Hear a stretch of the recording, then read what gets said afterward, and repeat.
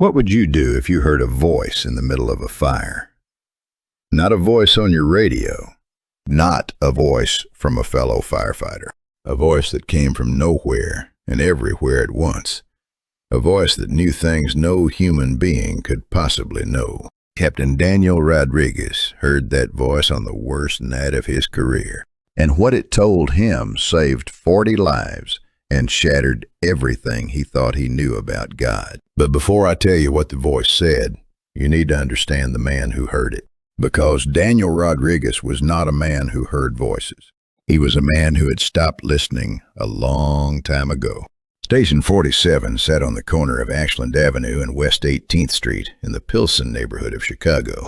It was an old brick building with a red garage door that had been repainted so many times the layers of paint were thicker than the brick itself. Inside, it smelled the way every firehouse in America smells coffee, diesel fuel, boot leather, and something indefinable that might have been courage or might have been stubbornness or might have been both. This was Daniel Rodriguez's home, not his house, where Maria and the girls slept, but his home.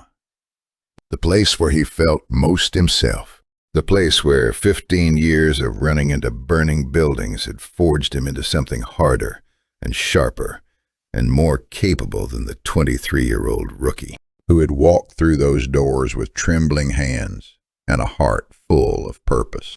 At 38, Captain Daniel Rodriguez was everything a firefighter was supposed to be. 6 feet tall, broad-shouldered, with hands that could break down a door or cradle a newborn with equal ease. His dark hair was cropped short, military style, and his brown eyes carried the quiet intensity of a man who had seen things that most people only see in nightmares. He had pulled children from collapsed buildings. He had held the hands of elderly men as they took their last breaths in smoke-filled rooms. He had carried a pregnant woman down 12 flights of stairs while a skyscraper burned above them. And he had stood on the sidewalk and watched her give birth in the back of an ambulance, while ash fell from the sky like gray snow. He had done all of this without hesitation, without complaint, and without breaking, because Daniel Rodriguez did not break. That was his reputation. That was his identity. That was the armor he wore. Not the Nomex and Kevlar they issued him at the station, but the armor he had built around his heart, layer by layer, year by year, fire by fire. But armor has a weakness. It protects you from the outside, but it also locks everything inside. And inside Daniel Rodriguez, behind the confident captain and the steady leader and the man his crew called the Rock, something was dying. Something had been dying for a long time. His faith. Daniel had grown up in a household where God was as real as the kitchen table. His mother, Rosa, was a woman who spoke to Jesus the way other people spoke to their neighbors, casually, constantly, and with complete confidence that he was listening. She prayed over every meal, every scraped knee, every report card, every thunderstorm. She had a wooden crucifix above the front door, and a Bible on the nightstand that was so worn the spine had been taped together 3 times. She took Daniel and his 2 brothers to Mass every Sunday, and on Wednesday nights they went to Bible study at the community center, where Pastor Lewis would tell stories about Moses and David and Daniel's namesake, the prophet who survived the lion's den. Daniel loved those stories. He loved the idea of a God who could shut the mouths of lions, who could part oceans, who could speak worlds into existence with a word. And when he became a firefighter, he carried that faith with him like a second helmet. He prayed before every shift. He prayed before every call. He thanked God after every rescue and asked for strength after every loss. For the first 10 years of his career, his faith was as much a part of his equipment as his axe and his oxygen tank. But then the losses started to pile up. Not all at once, but slowly, the way water erodes stone. A 4-year-old girl named Lily, trapped in a basement apartment on the south side. Daniel had been 30 seconds too late. He found her curled up under a blanket, as if she had been waiting for someone to come tuck her in. She was still warm. He carried her out in his arms and handed her to the paramedics. And he knew before they even checked that she was gone. He went home that night and sat in his truck in the driveway for 2 hours, staring at nothing. And when Maria came out and knocked on the window, he looked at her with empty eyes and said, "Where was God tonight?" Maria had no answer. She just held him. Then there was the warehouse fire on Cicero Avenue, where 2 of his fellow firefighters, men he had trained with, eaten with, laughed with, were killed when a roof collapsed without warning. He stood at their funeral in his dress uniform and listened to the chaplain say, "God has a plan," and something inside him cracked. The plan? What kind of plan requires 2 good men to burn to death in a warehouse full of abandoned furniture? What kind of plan leaves 4 children without fathers and 2 wives without husbands? What kind of God watches that happen and calls it a plan? The questions multiplied. The prayers became shorter, then rarer, then silent. By the time Daniel reached his 15th year on the job, he had stopped praying altogether. He still went to church with Maria on Christmas and Easter because it made her happy. And making Maria happy was one of the few things that still felt like it mattered. But he sat in the pew like a stone, hearing the words and feeling nothing. His mother's Bible sat in a drawer in the bedroom, untouched. The crucifix that used to hang in his locker had been replaced by a photo of Maria and the girls. And when his daughters, Sophia, who was 10, and Isabella, who was 7, asked him to say grace before dinner, he would bow his head and move his lips and say amen at the right time. But the words were hollow, a performance, a shell of something that used to be real. Maria knew. Of course she knew. You cannot live with someone for 12 years and not notice when the light behind their eyes goes out. She did not push. She did not lecture. She did what her mother-in-law Rosa had taught her to do. She prayed. Every night, after Daniel fell asleep, Maria would slip out of bed and kneel on the cold tile floor of their bathroom, the only place in their small house where she could be alone. And she would whisper into the darkness, "Lord, he's lost. Bring him back. I don't care how. Just bring him back." It was 2:14 a.m. on a Tuesday in November when the alarm went off at Station 47. The sound slashed through the darkness like a blade, and Daniel was on his feet before his eyes were fully open, his body responding to the signal the way it had responded 10,000 times before, with pure, conditioned reflex. Boots, pants, suspenders, jacket, helmet, gloves. 90 seconds from bunk to truck. His crew was already moving around him, a choreography of controlled urgency that would have looked like chaos to an outsider, but was in fact the most precise kind of order. The dispatch crackled through the speakers. "Structure fire, 5-story residential, 2200 block South Wabash. Multiple residents trapped. All available units respond." Daniel climbed into the cab of Engine 47 and pulled the door shut. The truck roared to life and lurched out of the station, sirens splitting the night.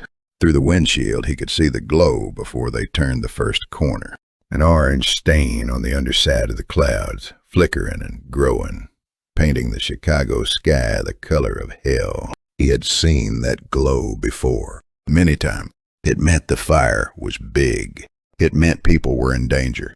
And somewhere in the back of his mind, in a room he had locked and boarded up years ago, a voice he no longer recognized whispered something he no longer believed.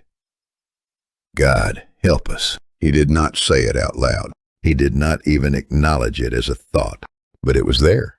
And perhaps, just perhaps, that was enough. Because sometimes God does not need a formal invitation.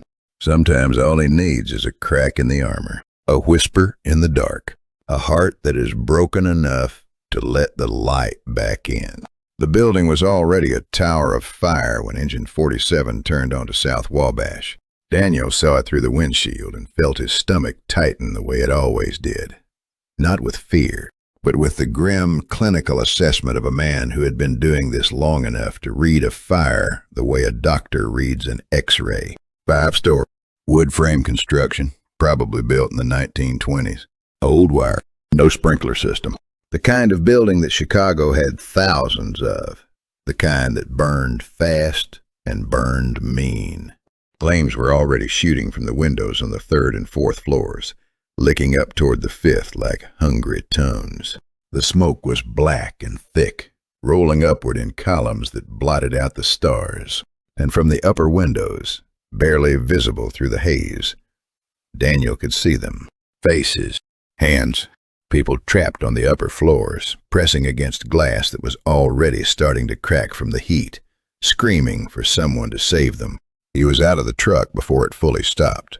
His boots hit the pavement, and he was already shouting orders, his voice cutting through the chaos with the authority of 15 years. Torres, get that aerial ladder to the north side, 5th floor. Peterson, primary search, 2nd floor, work your way up.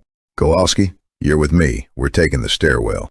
Davis, get those lines charged and hit the 3rd floor from outside. Buy us time. His crew moved without hesitation.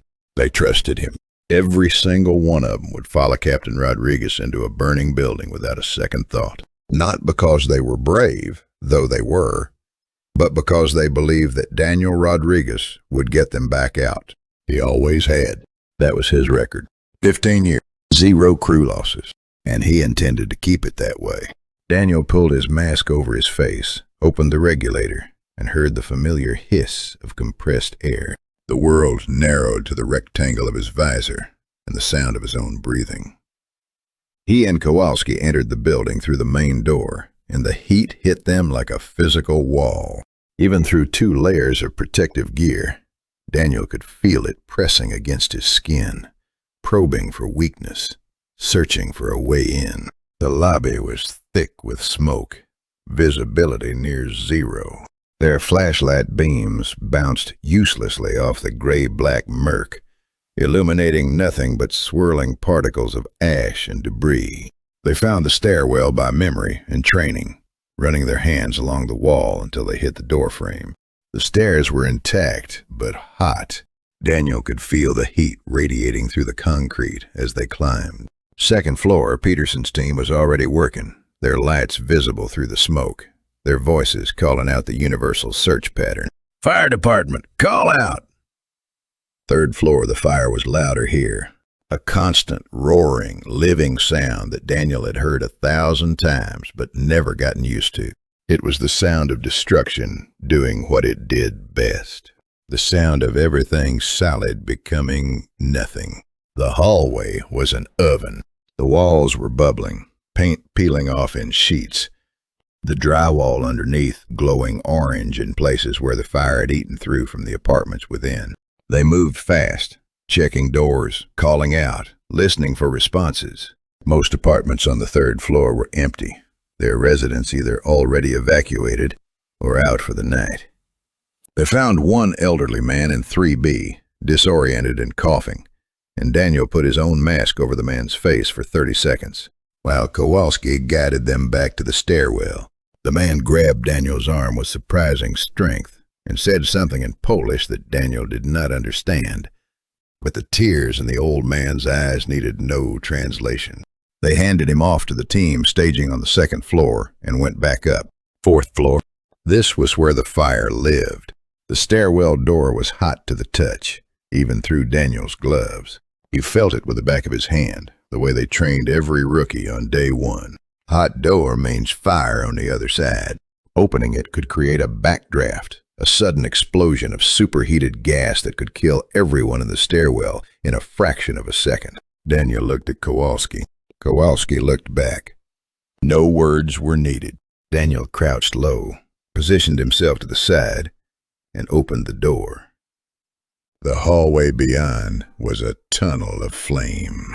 Floor to ceiling, wall to wall, the fire had consumed everything. The carpet was gone, melted into a black, bubbling river. The ceiling tiles had fallen, exposing the wooden joists above, which were burning like logs in a fireplace. The heat was beyond anything Daniel had felt in recent memory. His thermal sensor, clipped to his jacket, was screaming. 600 degrees. 700. The kind of heat that could cook a man alive inside his gear if he stayed too long. But there were people up here. The dispatch had said multiple residents trapped, and Daniel could hear them now, faintly, through the roar of the fire, through the thickness of his helmet and mask. Voices, crying, the high-pitched wail of a child. Somewhere on this floor, behind one of these burning doors, someone was alive. Someone was waiting for help. Someone was counting the seconds and praying that they would not be their last. Daniel moved into the hallway. The fire closed around him like a fist. Visibility dropped to inches. He could see nothing but orange and black, could hear nothing but the roar and the crackle and the distant, desperate crying. His oxygen gauge showed 22 minutes of air.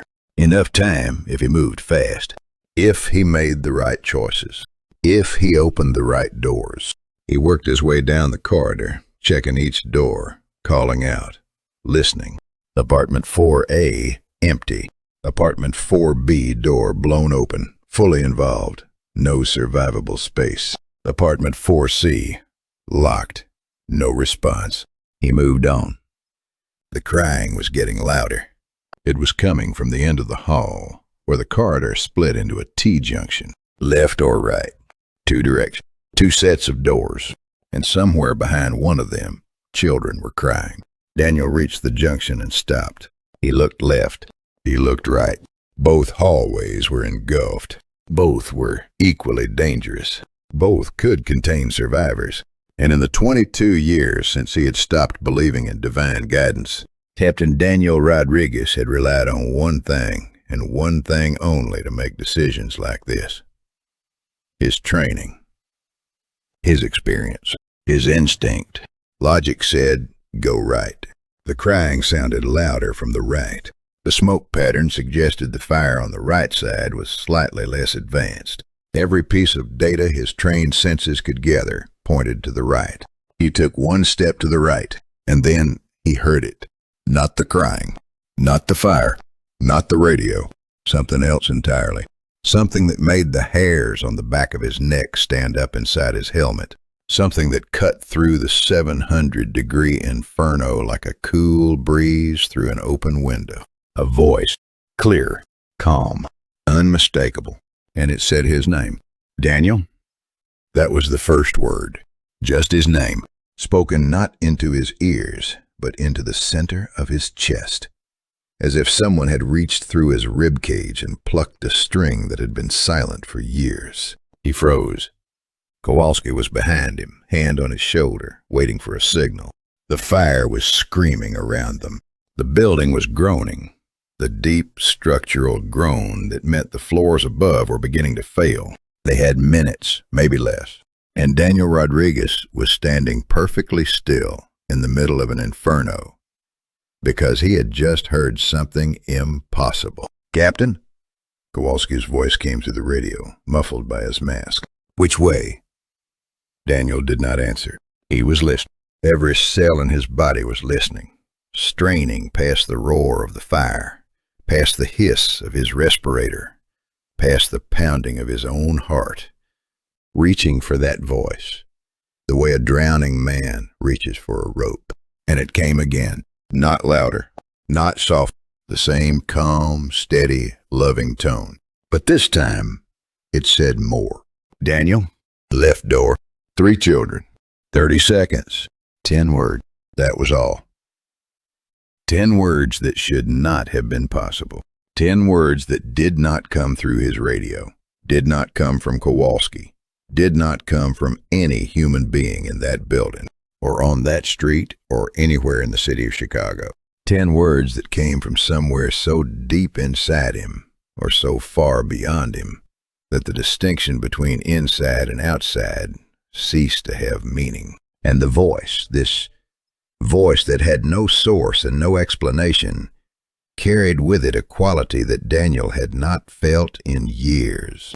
Authority. Not the authority of a fire chief or a commanding officer. The kind of authority that does not demand obedience, but simply makes obedience the most natural response in the world.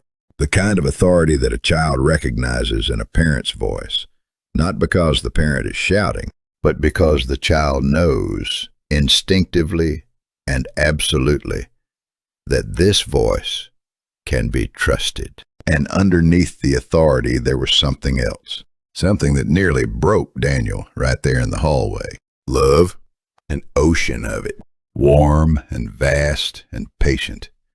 The kind of love that has been waiting and waiting and waiting, without anger, without resentment, without condition, for the one it loves to turn around and come home. Daniel had not felt that kind of love since he was a boy, kneeling beside his mother at church, listening to her whisper prayers in Spanish, feeling the absolute certainty that God was as close as his own heartbeat. He had buried that feeling under 15 years of dead children and collapsed roofs and funerals for good men. He had sealed it in concrete and told himself it was gone, but it was not gone. It had been waiting, quiet and patient and indestructible, waiting for this moment, this hallway, this fire. His training screamed at him to go right. Everything he had learned in 15 years, every protocol, every procedure, every instinct honed by 1,000 calls, told him to go right. The sound was louder from the right. The tactical assessment favored the right. Going left into a part of the corridor where the fire appeared to be more advanced, where the floor might already be compromised, where there was no audible evidence of survivors, was objectively the wrong decision. Daniel turned left. He did not think about it. He did not weigh the options. He did not run the calculations. He simply turned left, the way a compass needle turns north, not because it decides to, but because that is what it was made to do. And in that moment, in that single, irrational, unexplainable pivot in a burning hallway on the south side of Chicago, Captain Daniel Rodriguez chose faith over logic for the first time in 5 years. Kowalski followed without question. That was trust. That was the kind of trust that is built over years of shared danger, the kind that does not require explanations. If the captain went left, you went left. End of story.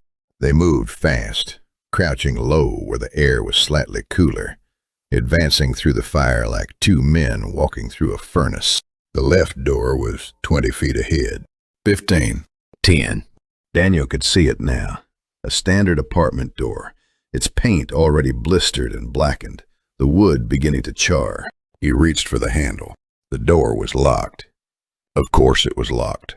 He stepped back, raised his boot, and kicked it just below the lock with everything he had. The frame splintered. The door swung inward, and a wall of smoke poured out, thick and white. The signature of a room where the fire had consumed the oxygen, but not yet broken through the walls. Survivable space. Barely, but survivable. Daniel dropped to his knees and crawled into the apartment. His flashlight beam swept across the floor.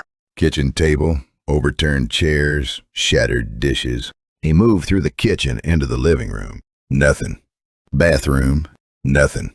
Then he reached the bedroom. The door was closed. He pushed it open and swept the light across the room, floor to ceiling, left to right, the way he had been trained.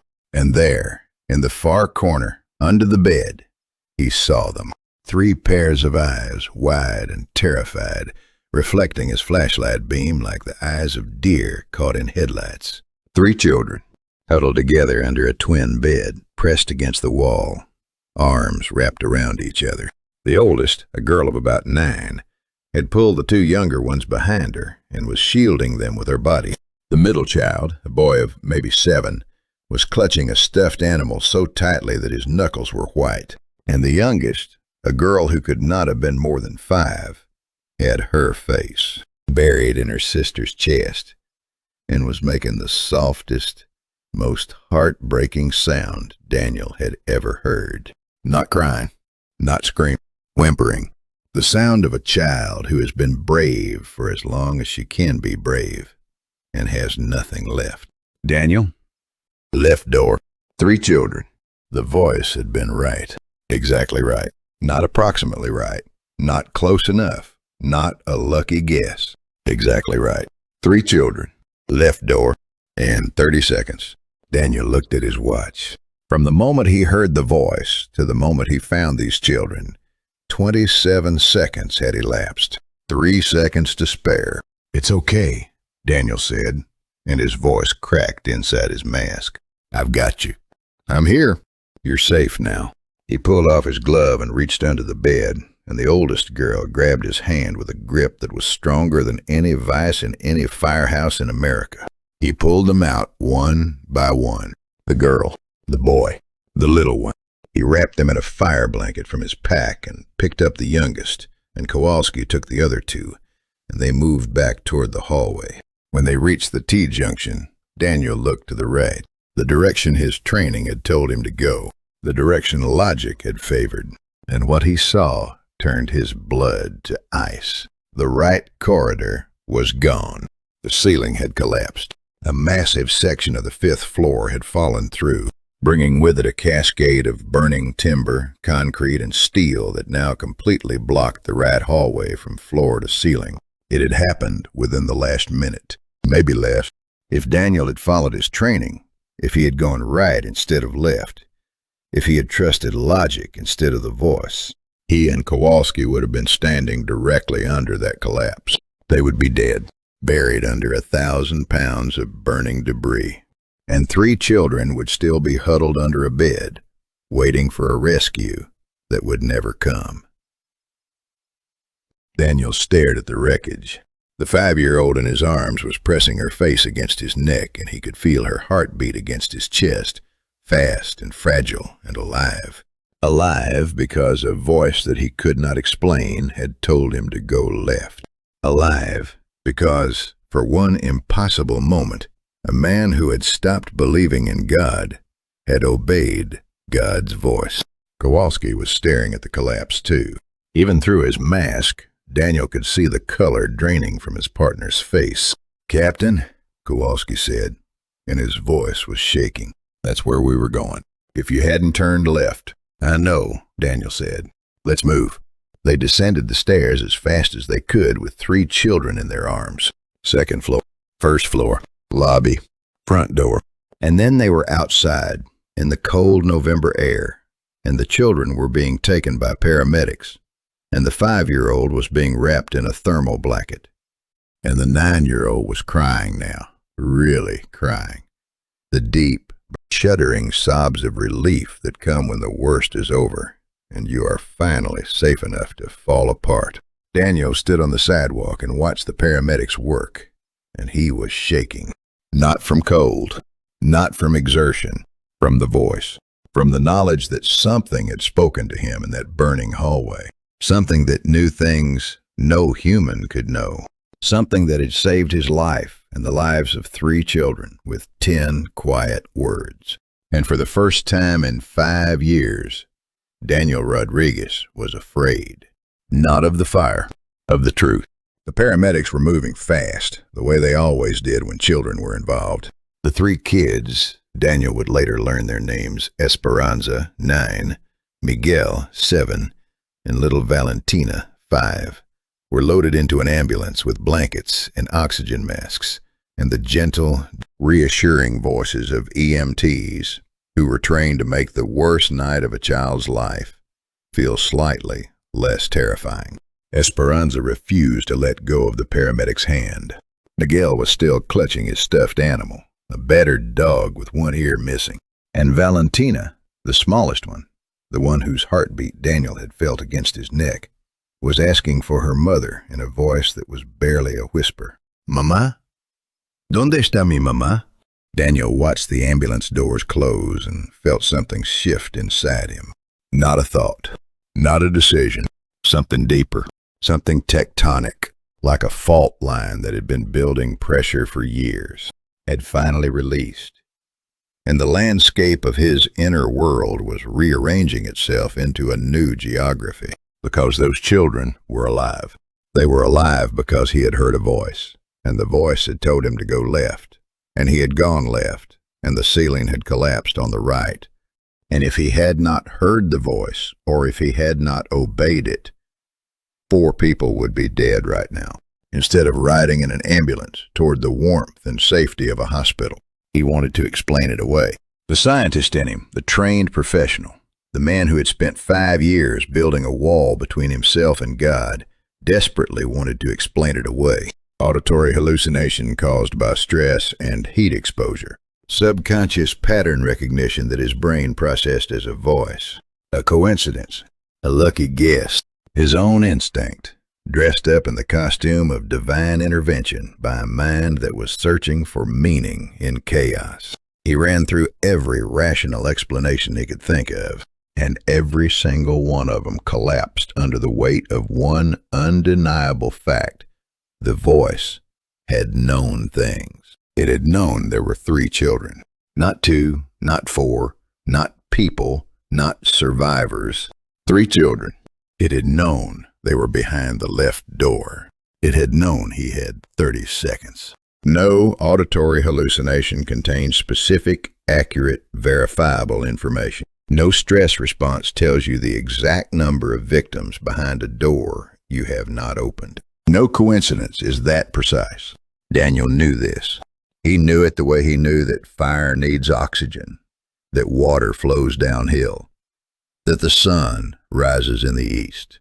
He knew it with the part of his brain that dealt in facts, not feelings. And the fact was, this something had spoken to him in that hallway. Something that knew the future. Something that loved him enough to cut through 5 years of silence and say his name. He was standing there, staring at the ambulance's taillights fading into the smoky night, when the voice came again. This time he did not freeze.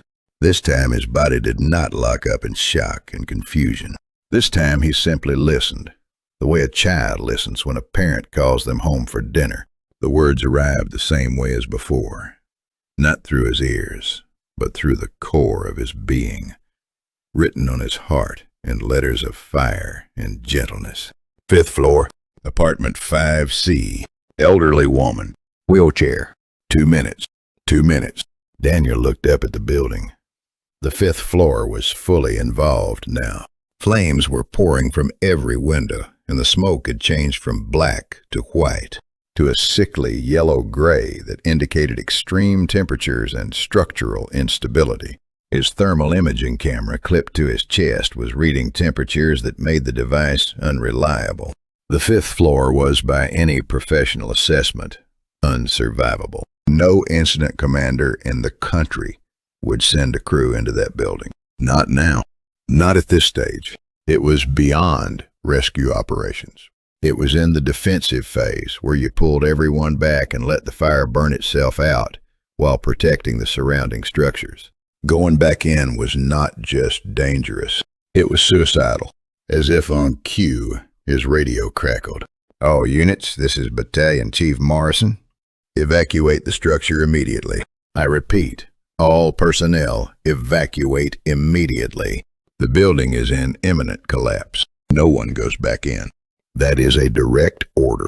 Chief Morrison was a good man, a cautious man, a man who had lost firefighters before and carried that weight on his shoulders every day. His order was correct. It was protocol. It was the right call by every standard Daniel had been trained to uphold. In 15 years, Daniel had never disobeyed a direct order. Not once. Discipline was the backbone of firefighting. You followed the chain of command because lives depended on it, including your own. But there was a woman on the 5th floor, a woman in a wheelchair who could not evacuate herself. A woman who had 2 minutes to live unless someone went up there and got her out. And Daniel knew she was there because a voice that was not human had told him so. The same voice that had been exactly right about the 3 children. The same voice that had saved his life by sending him left instead of right. The same voice that carried an authority that made a battalion chief's orders feel like suggestions. Daniel stood at the base of the building and looked up at the flames. His crew was gathering around him. Kowalski, still shaking from the near miss on the 4th floor. Torres, who had just brought down a family of 5 via the aerial ladder. Peterson, Davis, the whole team. They were exhausted, soot-covered, running on adrenaline and muscle memory. They looked at him the way they always looked at him, waiting for direction, trusting him. "Captain," Kowalski said, reading something in Daniel's eyes that he did not like. "What are you doing?" Daniel pulled a fresh oxygen tank from the supply truck and clipped it to his harness. He checked his mask seal. He tightened his helmet strap. His hands were steady. His mind was clear. Clearer than it had been in years. "There's someone on the 5th floor, Daniel said. "Apartment 5C. Elderly woman in a wheelchair." Kowalski's eyes went wide. "How do you know that? There's no report of anyone on 5. "The whole floor is gone, Captain. Morrison called full evacuation." "I know." "Then how?" "I know because I was told." Daniel met Kowalski's eyes. "I can't explain it, brother. Not right now. But I have to go." Torres stepped forward. "I'll go with you." "No," Daniel said.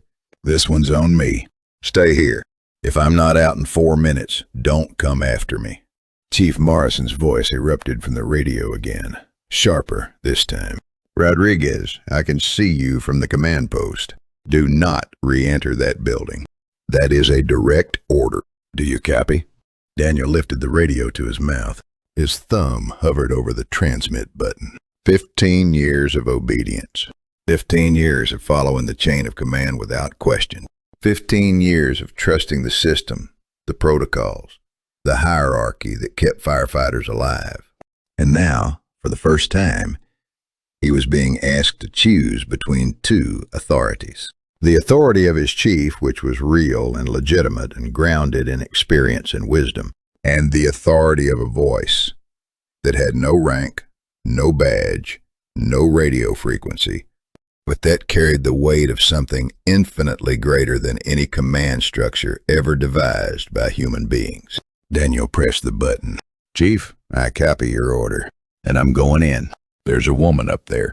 5th floor, 5C. I'll explain later." He released the button before Morrison could respond. He turned toward the building. The front entrance was blocked by debris now, so he went around to the side, where a secondary stairwell access was still open. The heat hit him the moment he stepped inside. It was exponentially worse than before. The building was dying. He could feel it in the vibrations under his feet, in the groaning of the steel beams, in the way the walls seemed to breathe in and out with the fire's pulse. He climbed. 3rd floor, 4th floor. The stairwell on the 5th floor was partially blocked by fallen ceiling material, but there was a gap wide enough for one man to squeeze through. Daniel pushed through it, scraping his tank on the concrete, leaving a trail of sparks. The 5th floor hallway was unrecognizable. It was no longer a hallway. It was a furnace. The walls were gone in places, replaced by open flame. The floor was soft, dangerously soft. The structural integrity of the wooden joists beneath compromised by the heat. Every step could be his last. One weak spot, one failed beam, and he would fall through into the inferno below. He moved quickly, counting doors. 5A, 5B. And then, at the end of the corridor, through a wall of smoke and flame, he saw it. The door to apartment 5C, still intact, still closed. And from behind it, faint but unmistakable, came the sound of a human voice. Not screaming, singing. The singing was soft and steady, a hymn that Daniel recognized from his childhood, from Sunday mornings at his mother's church, from a time when he still believed that God was as close as his own breath. Amazing grace, how sweet the sound that saved a wretch like me.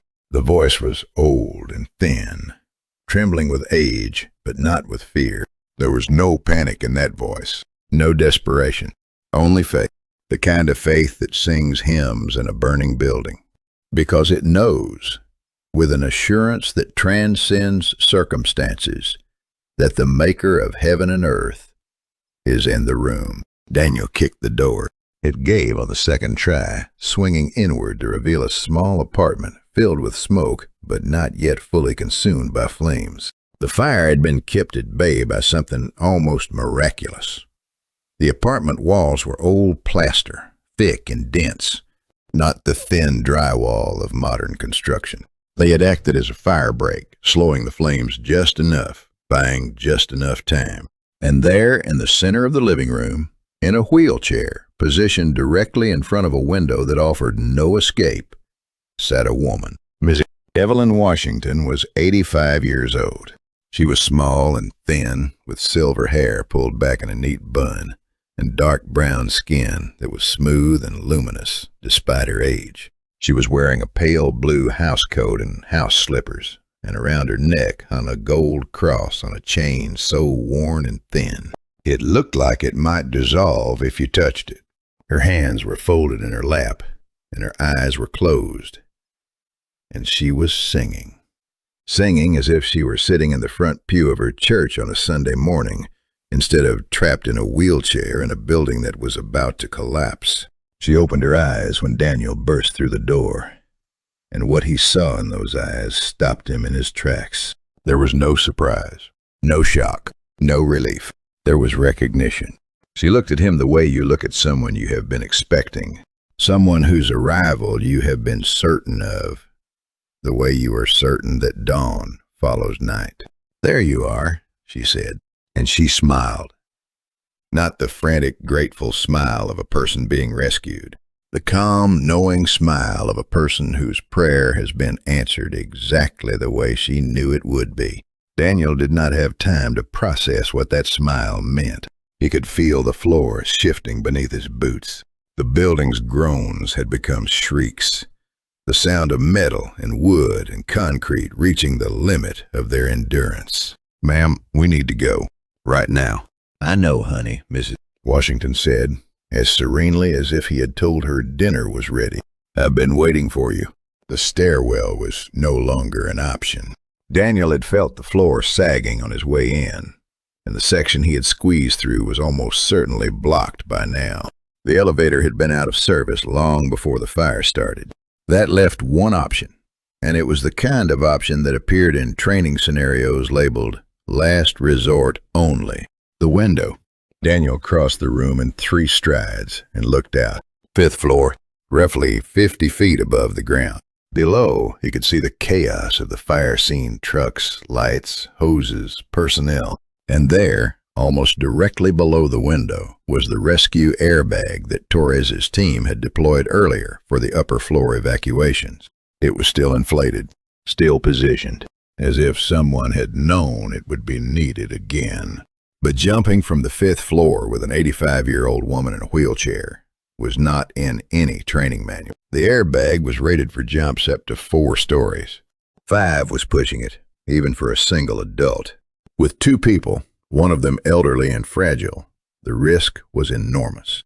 A miscalculation of even a few feet would mean missing the bag entirely. A wrong angle could mean spinal injuries, broken bones, death. The building shuddered violently. A section of ceiling in the kitchen collapsed, sending a shower of sparks and burning debris into the living room. The temperature was rising fast. Daniel's gauge was screaming. His air was running low. There was no time for a better plan. There was no better plan. "Ma'am, do you trust me?" Daniel asked, already pulling her from the wheelchair. "Honey," Mrs. Washington said, wrapping her thin arms around his neck with surprising strength. "I trust the one who sent you." The voice came one more time. 3 words. The simplest and the hardest words Daniel had ever heard. "Jump. I've got you." Daniel lifted Mrs. Washington onto his back, her arms locked around his neck, her face pressed against his helmet. He could feel her heartbeat against his spine, steady and unhurried. The heartbeat of a woman who is not afraid to die because she knew exactly where she was going. He climbed onto the windowsill. The airbag was below, a blue and yellow square against the dark pavement. Firefighters were looking up at him, some of them shouting, some of them waving, Torres sprinting to adjust the bag's position. Daniel did not look down again.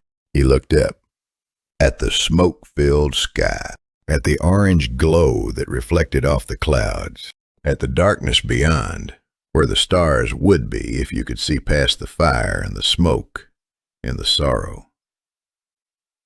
And he said out loud for the first time in 5 years, "God, I trust you." He jumped.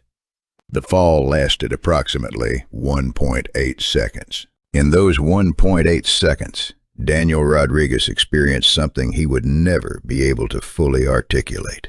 A peace that passed understanding, the exact phrase from Philippians that his mother used to quote and that he had dismissed as religious rhetoric. But it was real.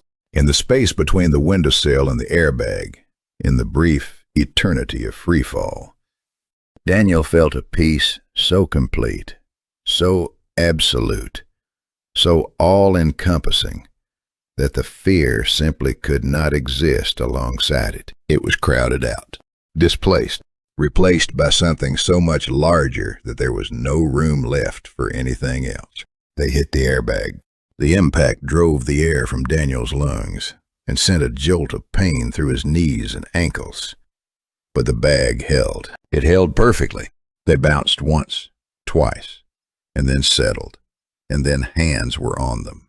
Dozens of hands, pulling them off the bag, separating them, laying them on stretchers, and the paramedics were there with their stethoscopes and their pen lights and their calm professional urgency. Daniel lay on the stretcher and stared at the sky. His body was shaking, every muscle trembling with the aftershock of adrenaline and impact. But inside, in the place where the armor used to be, in the place where the emptiness had lived for 5 years, there was something new, something warm, something alive, something that felt like the first sunrise after a long, dark winter. Beside him, on her own stretcher, Mrs. Washington was smiling. She turned her head to look at him, and she said, in a voice that was as calm and steady as it had been when she was singing hymns in her burning apartment, "He caught us, didn't he?" And Daniel, with tears cutting tracks through the soot on his face, with his broken voice and his broken armor, and his heart that was suddenly, violently, beautifully wide open, whispered back, "Yeah, he caught us." Behind them, as if God himself were putting an exclamation point on the miracle, the 5th floor of the building collapsed inward with a roar that shook the ground. The apartment where Mrs. Washington had been sitting, the room where she had been singing, the window Daniel had jumped from, all of it was gone in an instant, swallowed by fire and gravity and the terrible finality of structural failure. 10 seconds later, and they would have been inside. 10 seconds. The margin between life and death, measured not in feet or inches, but in the faithfulness of a voice that had said, "Jump, I've got you." Chief Morrison stood at the command post, watching the collapse, watching the dust and embers rise into the night sky, and he said nothing. There was nothing to say. His order had been disobeyed. His protocol had been violated, and 2 people were alive because of it. The chief was a practical man, not given to sentiment or mysticism, but he had been doing this for 30 years, and he had never seen anything like what he had just witnessed. A firefighter who somehow knew exactly where a trapped victim was. A jump from the 5th floor that should have killed them both. A building that held together just long enough, just barely long enough, and then fell apart the moment they were clear. Morrison had seen luck. He had seen skill. He had seen bravery. But this was something else. This was something that did not fit in any report he would ever file. And when he looked at Daniel Rodriguez lying on that stretcher with tears on his face and a light in his eyes that had not been there an hour ago, Morrison felt something stir in a part of himself that he had kept locked away for a very long time. The final count came in at dawn, when the fire was out and the building was nothing but a smoking skeleton of blackened beams and collapsed floors. 43 residents had been in the building when the fire started. 40 of them were alive. 3 had died, all on the 2nd floor, before the fire department had even arrived. Trapped in an apartment where the fire had originated from a faulty space heater. 40 survivors out of 43. It was, by any statistical measure, an extraordinary outcome for a 5-alarm residential fire. The newspapers would call it a miracle. The fire department would call it excellent response time and well-executed protocols. Daniel Rodriguez would call it something else entirely. He sat in the back of the ambulance with an oxygen mask over his face and a thermal blanket around his shoulders, and he could not stop shaking. Not from cold, though the November air was cutting through his sweat-soaked undershirt like a knife. Not from shock, though his body was running on fumes and his nervous system was firing in every direction at once. He was shaking because something inside him had broken open, and what was pouring out was too big, too overwhelming, too real to contain. The paramedic, a young woman named Jessica, kept checking his vitals and telling him he was fine, that his oxygen saturation was good, that his blood pressure was coming down, that he just needed to rest. But Daniel was not listening. He was replaying the night in his mind, frame by frame, moment by moment, and every frame was a proof. The voice, the left door, the 3 children, the ceiling collapse on the right, the voice again, the 5th floor, apartment 5C, Ms. Washington, the jump, the airbag, the building falling 10 seconds after they cleared the window. Each event, taken alone, could be dismissed. Coincidence, luck, adrenaline-enhanced intuition, but taken together in sequence, with the specificity and the timing and the impossible precision of every detail, the explanation that required the most suspension of disbelief was not the supernatural one. It was the natural one. To believe that all of this was random chance required more faith than to believe that God had spoken. And that realization for a man who had spent 5 years carefully, methodically, painfully removing God from his life was like a dam breaking. Everything he had held back, every suppressed prayer, every denied longing, every moment of spiritual hunger that he had starved and suffocated and buried under the rubble of his own grief and anger, all of it came rushing forward at once. And Daniel Rodriguez, the man his crew called the Rock, the man who did not break, put his face in his hands and wept. He wept for Lily, the 4-year-old he had not saved. He wept for the 2 firefighters who had died in the warehouse. He wept for the 5 years he had spent blaming God for the things that fire did. He wept for the Sunday mornings he had sat in the pew next to Maria and felt nothing. He wept for his mother's Bible, gathering dust in a drawer. He wept for Sophia and Isabella, who had watched their father's faith die and had tried so hard to keep their own alive. And he wept for the voice that had come to him not in a church, not in a moment of quiet contemplation, not when he was ready or worthy or open, but in the middle of a fire. In the worst possible place, at the worst possible time, God had spoken. And he had not spoken in anger or judgment. He had spoken in love. The same love Daniel had felt as a boy. The same love his mother had prayed over him every night. The same love that Maria was, at this very moment, probably kneeling on the cold bathroom tile and begging God to give her husband. Jessica, the paramedic, stood quietly beside him and let him cry. She had seen firefighters break down before.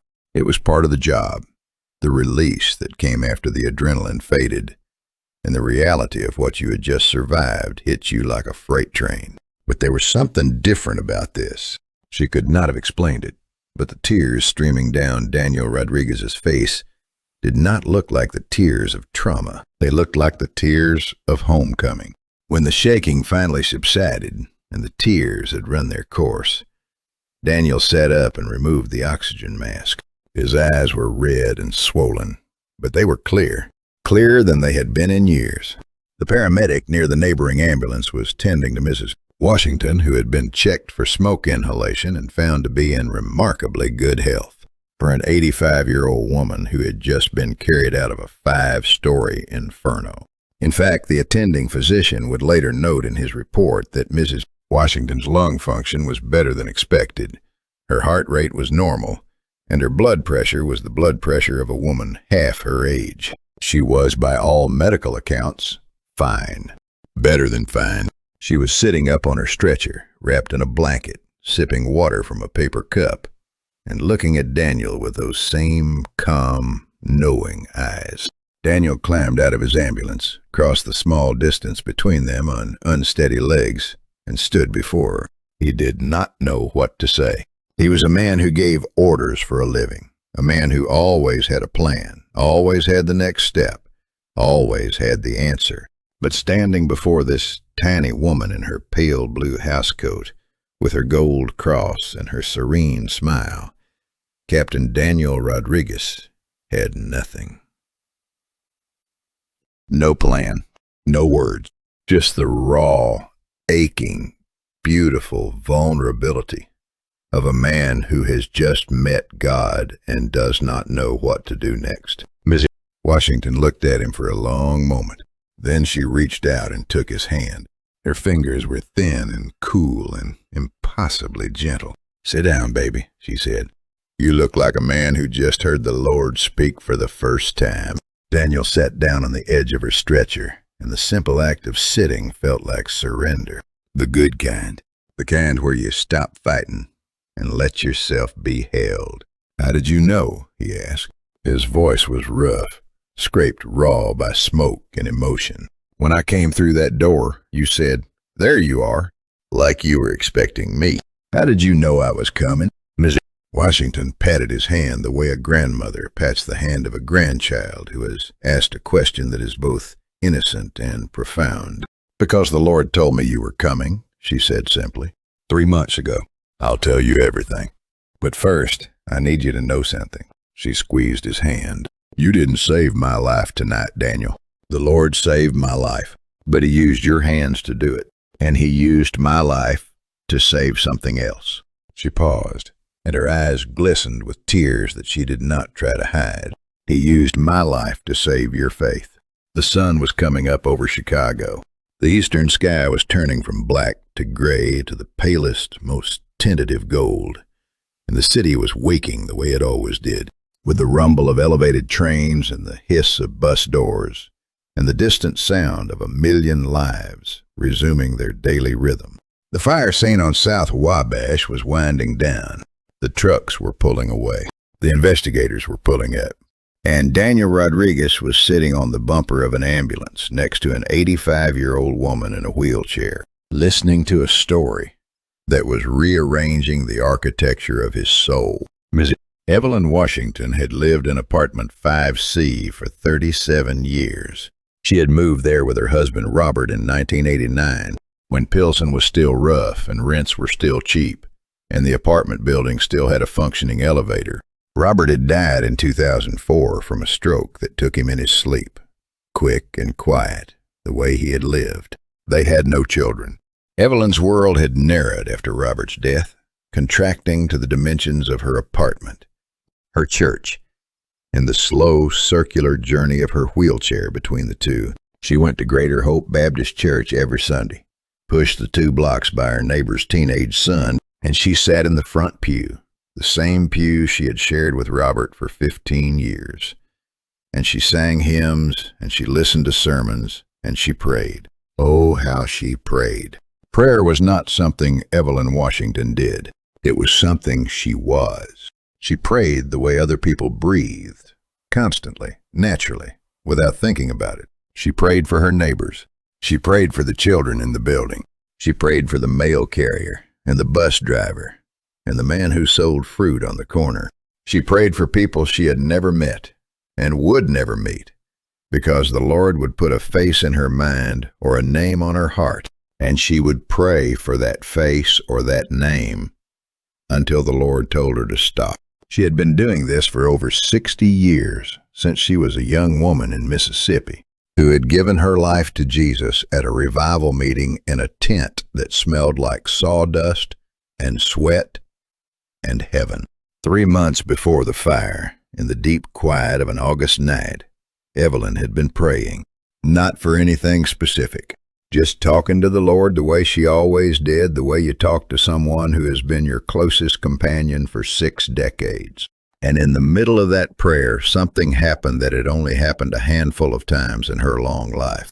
She saw a vision, not a dream because she was wide awake, not a hallucination because she was as sharp at 85 as she had been at 50.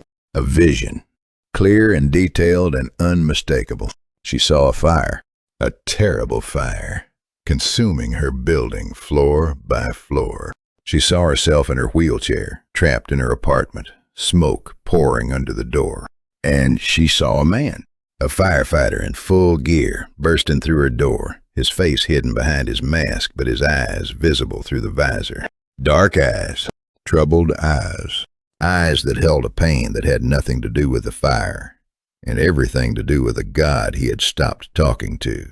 And the Lord spoke to her in the same still, small voice she had known for 60 years. This man is coming for you, Evelyn. He has lost his faith. He is angry with me. He thinks I have abandoned him, but I have not. I am sending him to you, and I am sending you to him. When the fire comes, do not be afraid. Sing and wait. He will come. 3 months. Evelyn Washington had carried this vision for 3 months, telling no one, praying every day for a firefighter she had never met. She did not know his name. She did not know his face. She only knew his eyes and his pain and the specific instructions she had been given. Sing and wait. And so when the fire alarm sounded at 2 a.m. and the hallway filled with smoke and the building began to scream, Evelyn Washington did not panic. She did not try to escape, though she could not have escaped even if she tried. She positioned her wheelchair in front of the window, the farthest point from the door, where the air was clearest. She folded her hands in her lap. She closed her eyes, and she began to sing Amazing Grace, because it was the first hymn she had ever learned, and it was the song the Lord had put on her heart. Daniel listened to this story without interrupting. He listened with his whole body, with his whole soul, and with every word Mrs. Washington spoke, he felt the last pieces of his armor falling away, clattering to the ground like metal plates from a knight who no longer needs protection because he has finally reached the castle. 3 months, Daniel repeated. His voice was barely a whisper. You prayed for me for 3 months, and you didn't even know me. Mrs. Washington smiled that smile again, the one that held 60 years of walking with God. Baby, I've been praying for people I don't know my whole life. That's what prayer warriors do. We don't need to know the name. The Lord knows the name. We just need to be faithful. But the vision, Daniel said, how did you know it was real? How did you know the fire was actually going to happen? What if it was just your imagination? Mrs. Washington looked at him with gentle amusement, the way a teacher looks at a student who has asked a question that answers itself. Daniel, did the fire happen? Yes. Am I alive? Yes. Are you sitting here talking to me? Yes. Then it was real. She said this with such simple, unassailable logic that Daniel almost laughed. Here he was, a man who had spent 5 years demanding evidence, demanding proof, demanding logical explanations for everything. And an 85-year-old woman in a wheelchair had just demolished every intellectual objection he had ever raised with 3 questions and 1 conclusion. Then Mrs. Washington said something that changed everything, something that took this extraordinary night and elevated it from remarkable to impossible, from miraculous to divine. She reached under the blanket on her lap and pulled out a small leather book. It was old and worn, its cover cracked and softened by decades of handling. A prayer journal, the only possession she had asked the firefighters to save from her apartment. The only thing that mattered to her more than the gold cross around her neck. She opened it to a page marked with a faded ribbon and held it out to Daniel. Read the entry, she said. August 14th. Daniel took the journal in his soot-covered hands and read. The handwriting was shaky but legible, the careful cursive of a woman who had been taught penmanship in a one-room schoolhouse in the Mississippi Delta. The entry read, Lord, tonight you showed me the fire. You showed me the firefighter. He is young and strong, and his heart is broken. He has 2 daughters and a wife who prays for him. He is a captain. His name, Lord, you didn't give me his name, but you gave me his burden. He has stopped believing in you because he couldn't save a little girl. Lord, heal his heart. When the fire comes, send him to me. I'll be waiting. Daniel's hands were trembling so hard the journal shook. She knew about the little girl, Lily, the 4-year-old he had been too late to save. The death that had started the avalanche of doubt that had buried his faith for 5 years. Mrs. Washington had never met him, had never spoken to him, had never heard his story, but she knew about Lily because God had told her. In a vision, in an August night, 3 months before a fire that had not yet been set, God had told an 85-year-old prayer warrior about a 4-year-old girl who had died in a different fire in a different year, because that death was the wound that needed to be healed before one broken firefighter could believe again. Daniel closed the journal. He placed it carefully on Mrs. Washington's lap. And then Captain Daniel Rodriguez, the man who did not break, the man who had held himself together through 1,000 fires and 100 funerals and 5 years of spiritual drought, slid off the ambulance bumper and knelt on the cold Chicago pavement and bowed his head. And Mrs. Washington, who had been waiting for this moment for 3 months, placed her thin, weathered hand on his head and began to pray. She prayed for his healing. She prayed for his faith. She prayed for Maria, who had been praying alone for too long. She prayed for Sophia and Isabella, who deserved a father whose faith was as strong as his arms. She prayed for Lily, the little girl in heaven who was whole and happy and had never once blamed Daniel for being 30 seconds too late. And she prayed for the voice that had spoken in the fire, that it would never go silent again, that Daniel would hear it for the rest of his life, not just in emergencies, but in the everyday, in the quiet mornings, in the long evenings, in the ordinary moments where God is always speaking if we have ears to hear.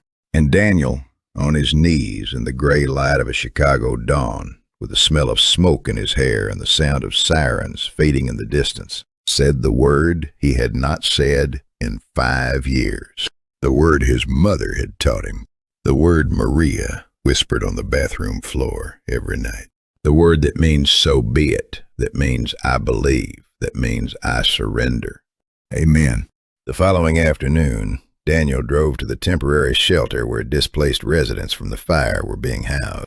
It was a community center on South Michigan Avenue, a squat brick building with fluorescent lights and folding tables and the smell of donated coffee. Cots lined the gymnasium floor, and Red Cross volunteers moved between them with blankets and bottled water, and the quiet, competent compassion of people who have chosen to show up when everything falls apart. He found Mrs. Washington in a corner of the gym, in her wheelchair, beside a cot that she clearly had not slept in. She was awake and alert, wearing a fresh housecoat that someone had donated, her gold cross still around her neck, her prayer journal on her lap. When she saw Daniel walk through the door, out of uniform now, in jeans and a flannel shirt with dark circles under his eyes, and a look on his face that was equal parts exhaustion and expectation, she smiled and waved him over, as if she had been expecting him again, because she probably had been. Daniel pulled a metal folding chair beside her wheelchair and sat down. For a moment, neither of them spoke. The gym hummed with the sounds of displaced lives. Children playing, parents talking on phones, a television in the corner broadcasting news coverage of the fire. But between Daniel and Mrs. Washington there was a quiet that felt almost sacred. The quiet of two people who had been through something together that words could not fully capture. I couldn't sleep, Daniel said. I've been up all night thinking about what you told me, about the vision, about the journal entry, and I keep coming back to the same question. Ask it, Mrs. Washington said. The children, Esperanza, Miguel, and Valentina, the 3 kids I pulled from the 4th floor. You said the Lord showed you the fire 3 months ago. Did he show you them too? Mrs. Washington's eyes softened. She opened the prayer journal and turned to a page 2 weeks after the first entry. August 28th. She handed it to Daniel without a word. Daniel read, Lord, you woke me again tonight. More about the fire. You showed me 3 children, 2 girls and a boy. They will be trapped on a floor below me. The firefighter will find them first, before he comes to me. You told me their names, Lord. Esperanza, Miguel, Valentin. Beautiful names. I don't know who they are, but you do. Keep them safe until he comes. I'm praying for them now. Daniel stared at the page. The names were right there, in Mrs. Washington's shaky cursive, written on August 28th. 3 months before the fire. 3 months before those 3 children existed in Daniel's world. 3 months before they huddled under a twin bed in a smoke-filled apartment and waited for a rescue that a voice would direct with 10 precise words. He turned the page. September 14th. Lord, tonight you gave me more. The firefighter has a mother named Rosa. She taught him to pray as a boy. He carries her faith even though he thinks he has lost it. Lord, let Rosa's prayers and my prayers meet in that fire. Let them be the walls that keep those children safe until he arrives. Daniel's throat closed. He had not mentioned his mother's name, not to Mrs. Washington, not to anyone at the fire scene. His mother's name was Rosa. She had taught him to pray as a boy, and Mrs. Washington had written it in her journal in September from a vision because God had given her the name of a woman she would never meet so that she could pray for a man she would never know until the night he kicked down her door. He turned more pages. October 3rd. Lord, I dreamed of the firefighter's wife tonight. Her name is beautiful, but you didn't give it to me. She prays on her knees on a cold floor. She has been praying for years. Lord, honor her faithfulness. Let her husband come home to her as a new man. October 19th. Lord, the firefighter lost a child. Not his own child. A child he was trying to save. A little girl. She is with you now. She is happy and whole. But he carries the weight of her death like a stone around his neck. Lord, remove that stone. Set him free. November 2nd, just weeks before the fire. Lord, I feel it coming. The fire is close. I am not afraid. You told me not to be afraid. You told me to sing. I will sing, Lord, and I will wait. And when the firefighter comes through my door, I will tell him everything you've told me, and his chains will fall off. In Jesus' name. Daniel closed the journal. He sat in the metal folding chair in the fluorescent-lit gymnasium of a community center on the south side of Chicago, surrounded by the aftermath of disaster, holding the handwritten prayers of an 85-year-old woman who had been preparing for this night since August. And the last wall inside him, the last remnant of doubt, the last brick in the fortress he had built between himself and God, crumbled and fell. Because this was not coincidence. This was not luck. This was not the product of stress or oxygen deprivation or wishful thinking. This was orchestration. This was a plan so intricate, so detailed, so perfectly timed that it spanned months and connected strangers and wove together the prayers of 3 women, Rosa, Maria, and Evelyn, into a tapestry of redemption that covered one broken man on one terrible night. This was the hand of God, not distant and theoretical, but intimate and specific, knowing names and details and wounds, moving pieces on a board that stretched from a Mississippi revival, tent to a Chicago fire station to a burning apartment on the 5th floor of a building that would collapse 10 seconds after the last soul was carried free. Daniel knelt beside Mrs. Washington's wheelchair. He had knelt the night before on the pavement in the dawn light, and that had been the kneel of surrender. This was different. This was the kneel of commitment. The kneel of a man who has seen the evidence he spent 5 years demanding and is now ready to spend the rest of his life responding to it. Ms. Washington, he said, I need to tell my wife. I need to tell my girls. I need to go home and tell them what happened. All of it. Ms. Washington placed her hand on his head again, the way she had done the night before, and she said, "Go home, Daniel. Your wife has been on her knees all night. She doesn't know yet that her prayer has been answered. Go tell her. Let her stand up." Daniel drove home in silence. No radio, no phone.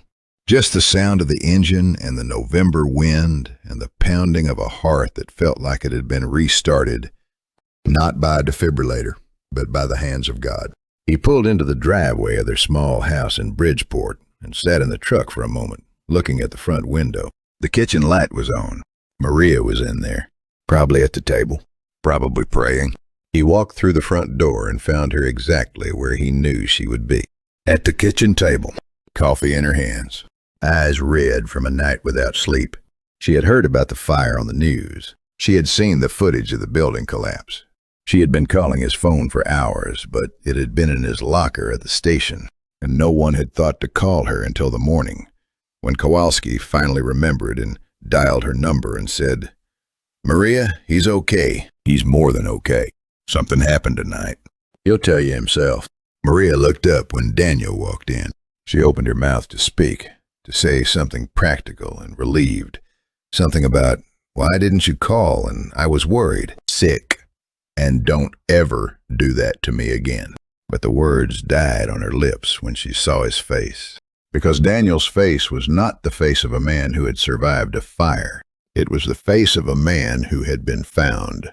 The face of a man who had been lost in the dark for 5 years and had finally stumbled into the light. "Maria," he said, and his voice broke on her name, cracked open like a seed that has been buried too long and is finally reaching for the sun. He's real. God is real. He spoke to me last night in the fire. He spoke to me and I heard him, and he saved my life, and he saved those children.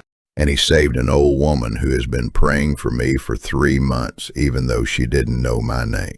Maria set down her coffee. Her hands were shaking. Tears were filling her eyes.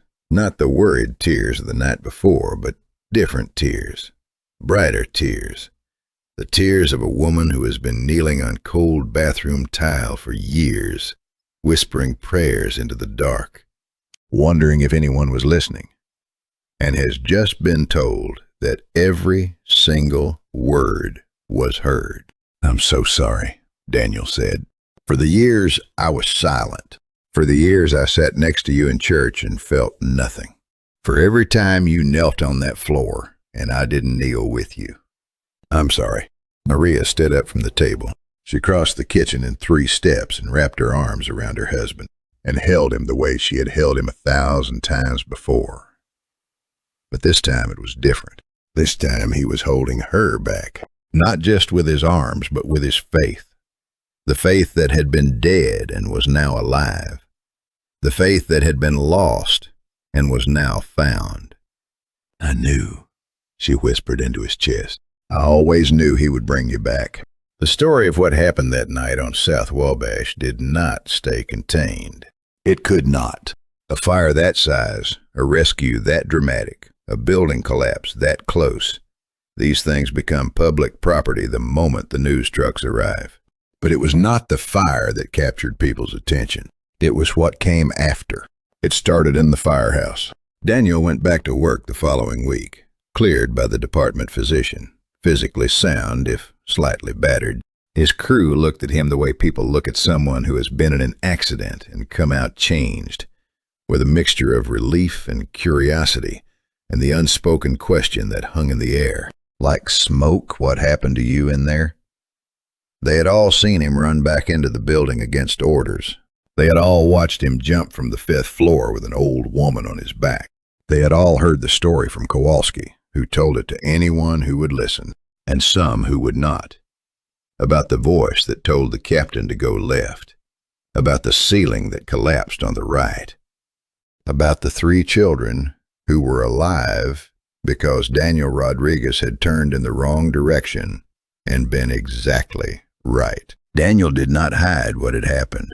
He was done hiding. He was done locking things away in rooms inside himself and pretending they did not exist. He told his crew the truth, all of it, in the common room of Station 47. sitting in the same plastic chair where he had eaten 1,000 meals and told 1,000 stories. But never a story like this. He told them about the voice, about Mrs. Washington's vision, about the prayer journal with names written months before the fire, about the 5 years he had spent silent and angry and empty, and the one night that filled him up again. Some of them nodded. Some of them were quiet. Torres, who had grown up Catholic and still wore a St. Florian medal under his uniform, crossed himself. Peterson, who was not religious and had never claimed to be, stared at the floor for a long time and then said very quietly, "I've been hearing something lately. At night, I thought I was losing it." Davis wiped his eyes and pretended he was rubbing away smoke irritation. Kowalski just looked at Daniel with those wide, shaken eyes and said, "I knew when you turned left. I didn't know why, but I knew it was right." A week later, Daniel started a Bible study at the station. He did not announce it formally. He did not post a sign. He simply told his crew that he was going to start reading the Bible in the common room on Wednesday evenings, and anyone who wanted to join was welcome. 8 firefighters showed up the first week. They sat in a circle of plastic chairs with Bibles borrowed from Daniel's mother, Rosa, who had wept when her son called her and said, "Mama, I need your extra Bibles." All of them.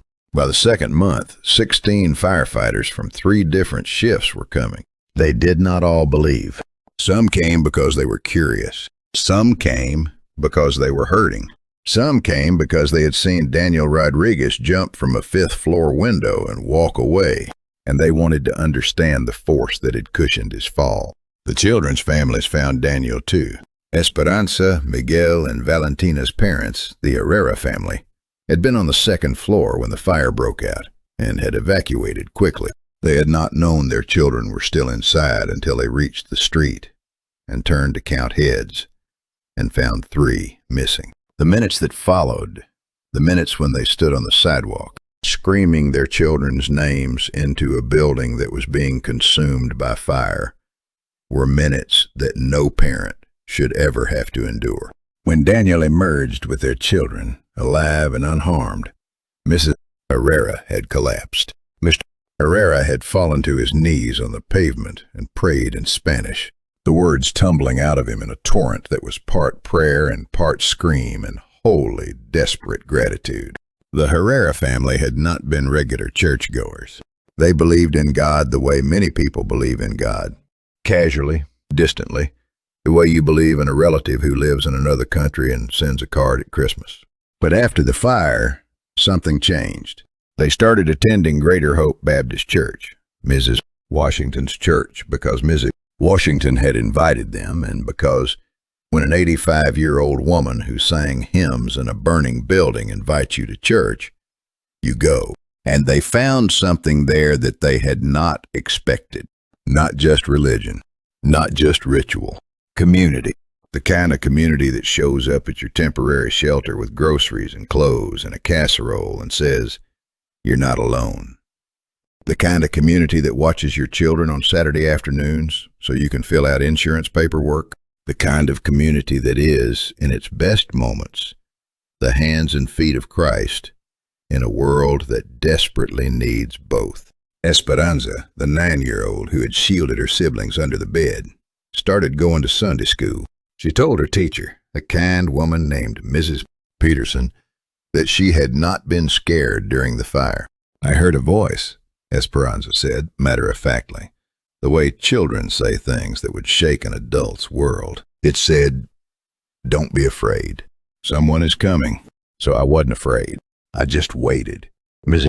Peterson had to excuse herself to the hallway, where she stood against the wall and cried for 5 minutes. But perhaps the most remarkable ripple came from the most unexpected source.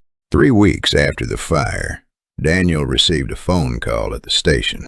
It was Chief Morrison. Not a radio call, not an official communication.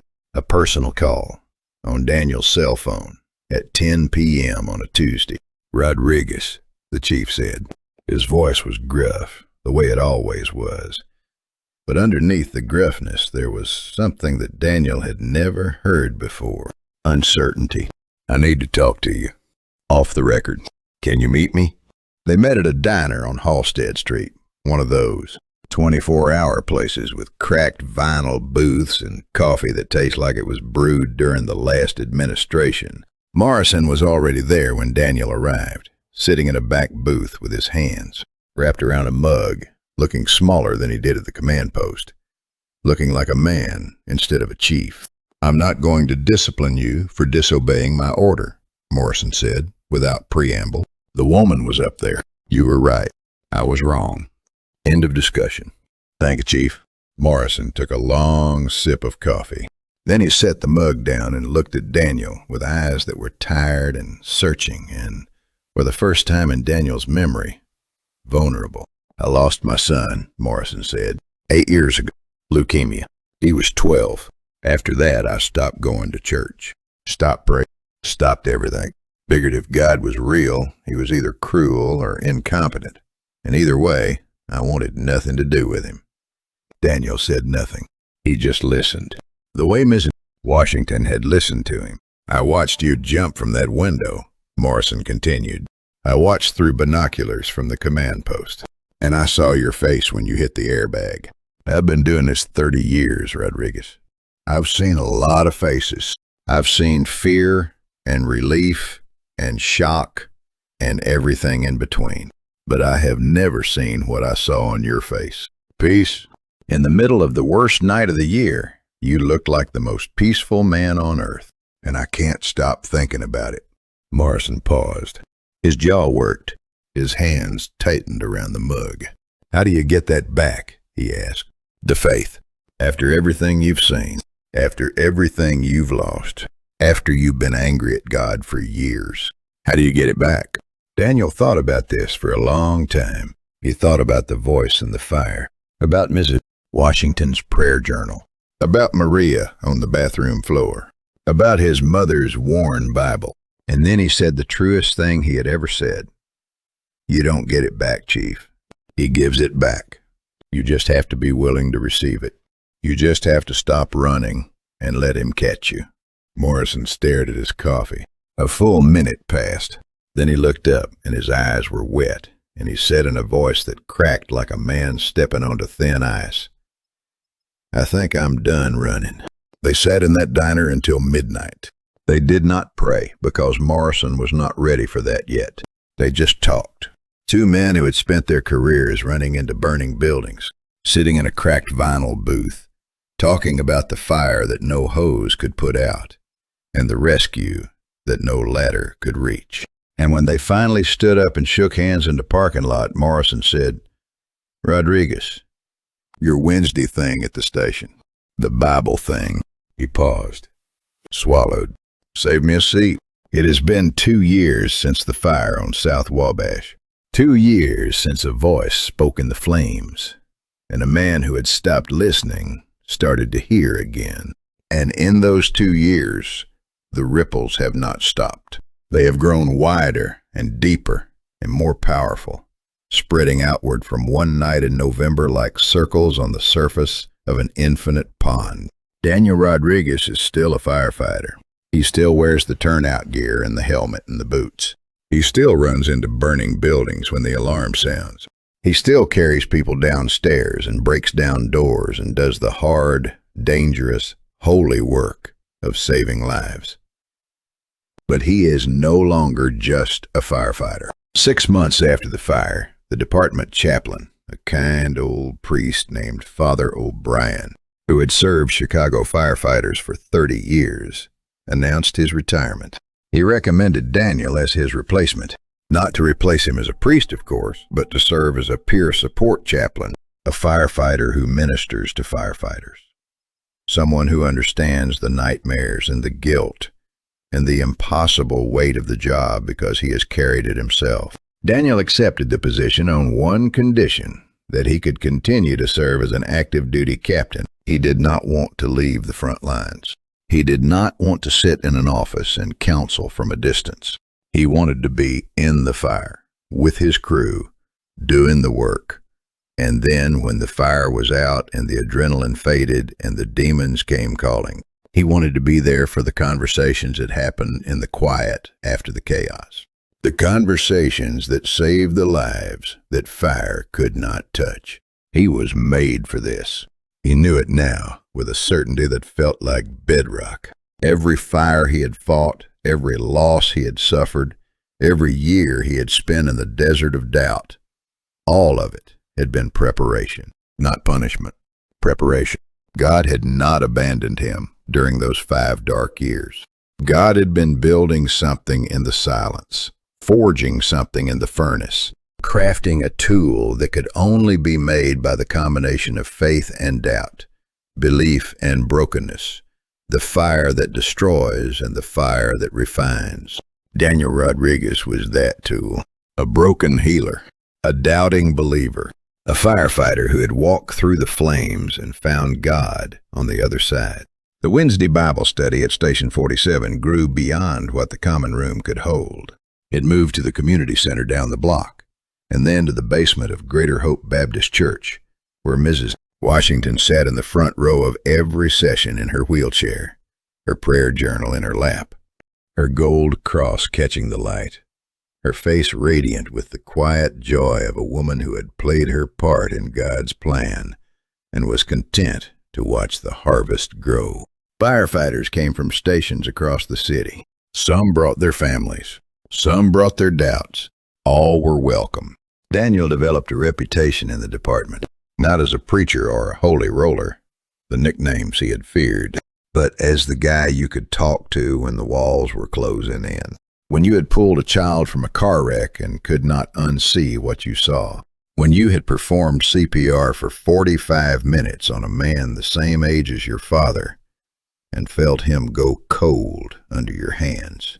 When you sat in your truck in the driveway at 3 a.m., staring at your house, knowing your family was inside, and could not bring yourself to go in because you were afraid the darkness you carried would contaminate the light. Daniel was the one you called because Daniel had been in that truck. Daniel had stared at that house. Daniel had carried that darkness.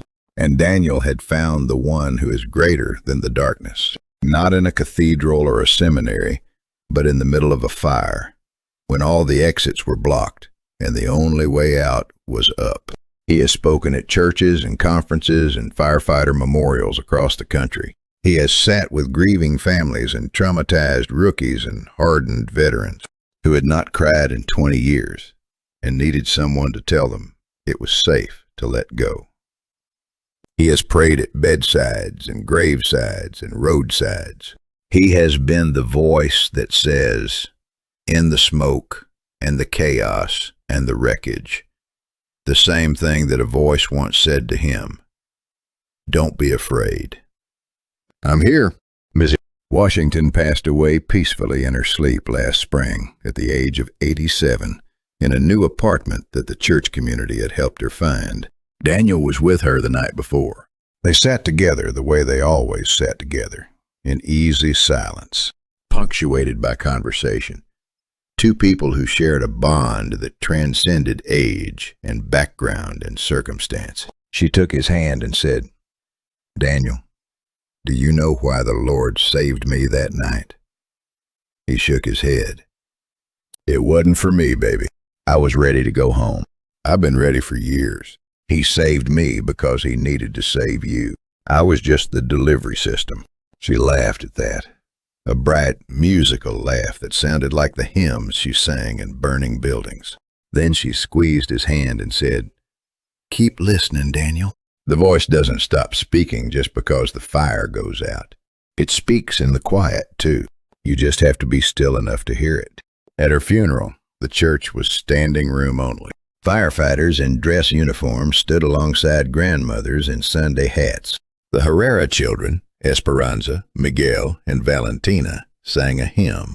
Chief Morrison read a scripture passage, his voice steady and strong. The voice of a man who had found his way back from the wilderness of grief and was no longer ashamed to stand in a church and speak the name of God. Maria sat in the front row with Sophia and Isabella, all three of them crying, all three of them smiling, because Mrs. Washington had been family, and families grieve and celebrate at the same time. Daniel spoke last. He stood at the pulpit and looked out at the faces and took a breath and said the words that have become his testimony, his calling card, his reason for getting up every morning and strapping on his gear and running toward the flames instead of away from them. 2 years ago, I walked into a burning building and I heard the voice of God. He told me where to find 3 children. He told me where to find Mrs. Washington. He told me to jump, and he caught me.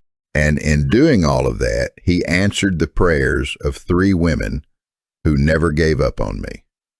My mother, Rosa, who taught me to pray, my wife, Maria, who prayed when I couldn't, and Mrs.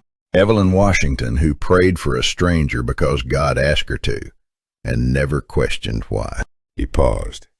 The church was silent. Not a cough, not a rustle, not a breath. People ask me all the time, does God really speak? Is his voice real? Can you hear it? And I tell them yes. I heard it in a 700-degree hallway on the south side of Chicago. But here's what I've learned in the 2 years since. God's voice is not reserved for emergencies.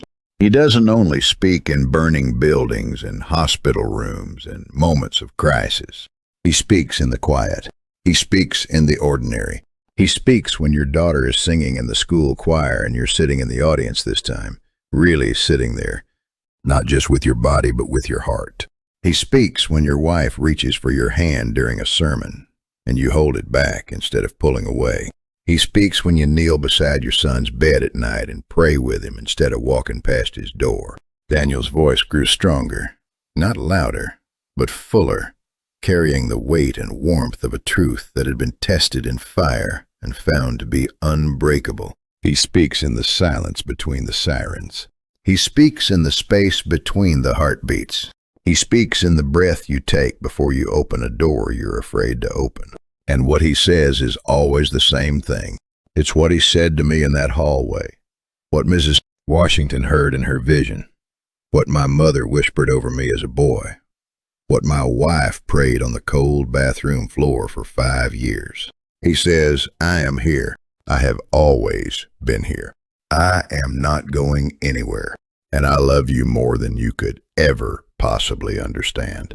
He looked directly into the congregation, and his dark eyes, the eyes that Mrs. Washington had seen in a vision 3 months before, a fire, the eyes that had been troubled and empty and angry for 5 years and were now filled with something that looked like sunrise, held every gaze in the room. If you are listening to this and you feel like God has gone silent in your life, I want you to hear me. He has not gone silent. You have gone deaf. And I say that with love because I was deaf for 5 years. I was deaf because I was angry. And I was angry because I was hurt. And I was hurt because I didn't understand why a good God allows terrible things. I still don't fully understand it. But I know this in the fire. When everything was burning and the ceiling was falling, and 3 children were counting on me to find them, God was there. He was there in the flames. He was there in the rubble. He was there in the smoke and the heat and the terror. He was not standing at a distance watching. He was in it, with me, with those children, with Mrs. Washington, with every single soul in that building. That's who our God is. He does not rescue us from the fire. He walks through the fire with us. And sometimes, just sometimes, he speaks through the flames to remind us that we were never alone. Not for 1 second. Not even when we stopped talking to him. Not even when we were angry. Not even when we were lost. So I'm asking you today, wherever you are, whatever fire you're walking through, stop. Listen. His voice is there. It has always been there. And it is saying your name. The church erupted. Not in applause, though that came later. In something deeper. In the sound of people standing to their feet. Of hands being raised. Of tears falling freely. Of here